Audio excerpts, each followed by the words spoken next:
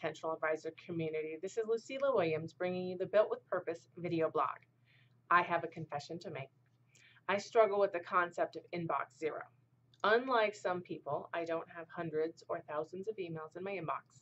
I have only a handful. I love to get to zero. And when I do, I send obnoxious screenshots to all my friends. Yeah, I'm that person, and it feels so good. But there's a truth here that living in quest of inbox zero is actually living a very reactive life. Proactivity is when you set your own priorities. You use something like the Intentional Advisor Business Journal to outline your day. Responding to every Yahoo that emails you within a set number of minutes is classic reactivity.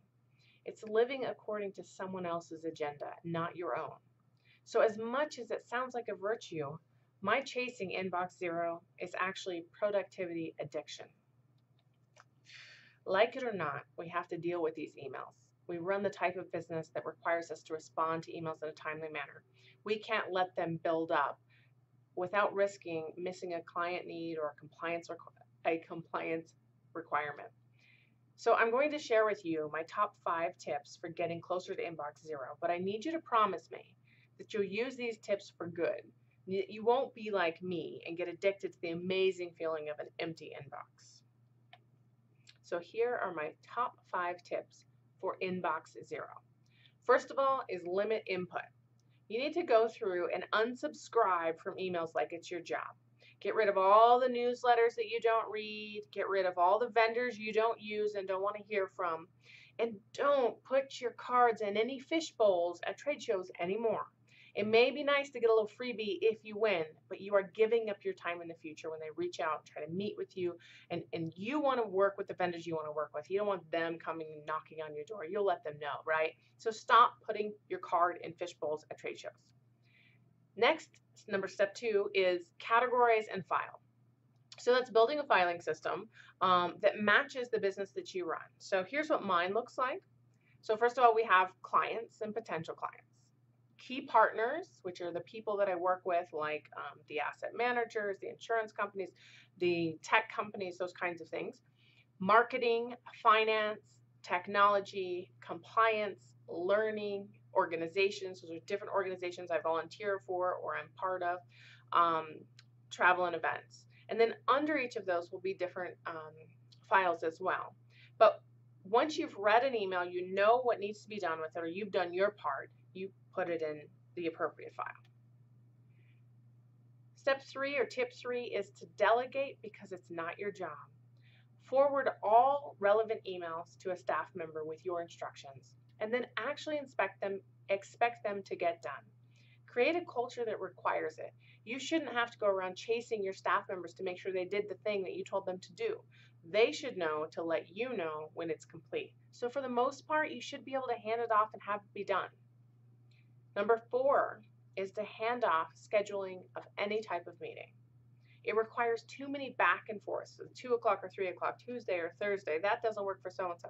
It just takes too much time. Some of you will say, but why aren't you just using a scheduling link? And don't even get me started. I will eventually do a video blog about my thoughts on those links. I hate them. But suffice it to say, I have too many rules around my calendar and how I manage my time to let an app try to manage that for me.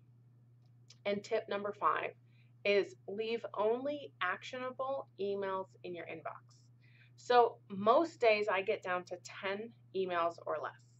And oftentimes 5 of those will be from me to me because I actually use my inbox as a to-do list.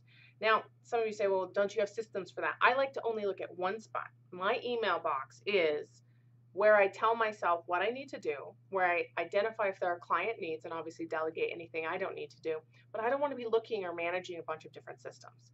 So, and when I actually get to zero, everything is truly done. It's a very luxurious feeling that I'm obviously addicted to. So I had an idea recently brought to me by another advisor, I can't claim credit for this, about using a completely separate inbox for clients. And it basically goes to the advisor and her assistant at the same time. And whoever is available or appropriate will handle the request. What's nice is that's usually the assistant. So I love this because it's training the clients that this is the way you do business. And I really think that we can do those types of things. I do something similar in that I let my clients know that they need to CC my relationship manager in order to get more timely results because they know I'm in meetings. So I haven't gone as far as creating a separate inbox, but I think this is a great idea. And it really kind of trains people that someone else might be the right person to actually meet the need versus waiting for you to email back within a certain number of minutes, which frankly I think is a terrible way to run your business because you are scrambling all the time.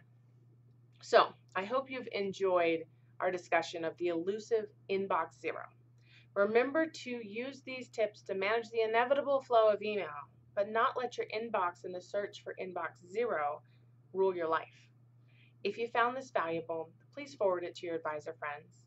And anyone that signs up will automatically get a printable version of the Intentional Advisor Business Journal, okay, and an instructional video emailed to them. If you have not received your own printable copy of the business journal, just email me. Email me any questions, any feedback. I'd love to hear from you. My email is connect@theintentionaladvisor.com. And just a reminder, at The Intentional Advisor, we help you build your practice with purpose.